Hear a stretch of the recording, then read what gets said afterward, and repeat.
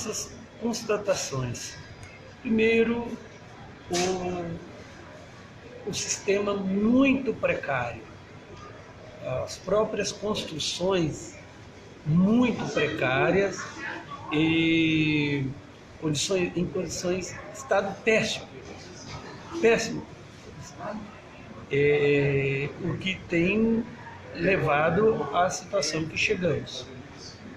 O segundo ponto que é importante a gente também destacar é a superlotação. E a superlotação é consequência, primeiro, da insuficiência de vagas, então, o que é uma competência dos governadores. O segundo aspecto em relação à superlotação é a postura do judiciário.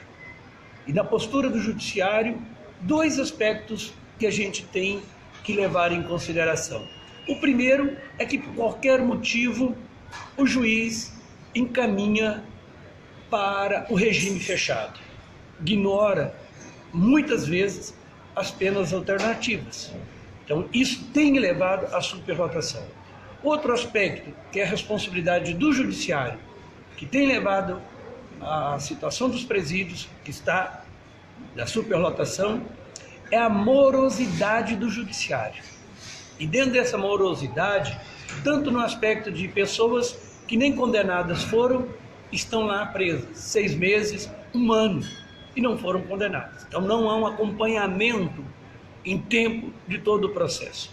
E o outro aspecto da responsabilidade do judiciário é a demora. Tem pessoas que já cumpriram a pena e continuam presas. Daí então essa superlotação não é só responsabilidade dos governadores, é também responsabilidade do judiciário. Também aí então é muito importante uma revisão da postura do judiciário, do Ministério Público. Um terceiro ponto importante que tem que ser levado em conta e que percebemos é também a corrupção. Corrupção. Sem a corrupção não teria entrada de armas, de equipamentos, de celulares, de pólvora, de metal. Então a corrupção no sistema foi algo muito visível e que envolvendo de fato autoridades. Então é grave esse aspecto da corrupção, na possibilidade de entrada de armamento pesado e de outros equipamentos. Um outro aspecto da corrupção que tem que ser levado em conta e que constatamos é o aspecto da alimentação e material de higiene. Como se tem um repasse, se tem um recurso específico para alimentação, se tem um recurso para material de higiene e esse material de higiene não chega aos presos e a alimentação que chega é estragada, precária, péssima. Isso tem levado a uma revolta, a um tensionamento, impossibilitando condições de recuperar a pessoa humana. O quarto ponto que a gente tem que destacar é a forma de tratamento ao preso. Não resolve ampliar o número de vagas se não mudar a forma de nos relacionar com o preso. E constatamos abuso de autoridade, abuso de poder, violência e ainda a ausência do Estado.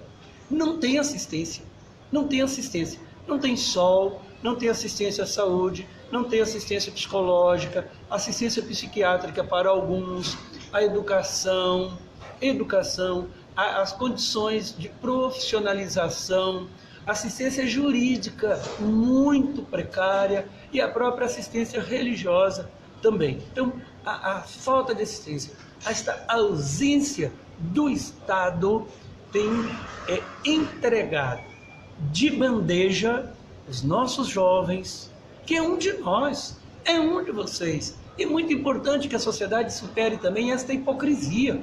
Quem está lá é um de nós, é gente, não é bicho, é ser humano.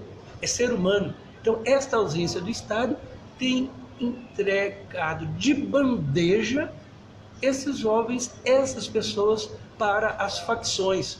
E as facções assumiram esse controle. E elas sim, no dizer deles, elas acolhem, batizam, doutrinam e capacitam para o mundo do crime aqui fora. Então, quando eles saem, eles estão melhor qualificados para o mundo do crime e viram então esse círculo vicioso e que retornam para lá. Então, esta ausência do Estado brasileiro é responsável, grande responsável por essas chacinas, envolvendo inclusive o judiciário, são responsáveis por essas chacinas e, portanto, a indenização é um direito, porque se o Estado recolheu, o Estado tem que garantir dignidade para esta pessoa, tem que garantir a dignidade e parte da sociedade tem que superar a hipocrisia, tem que superar.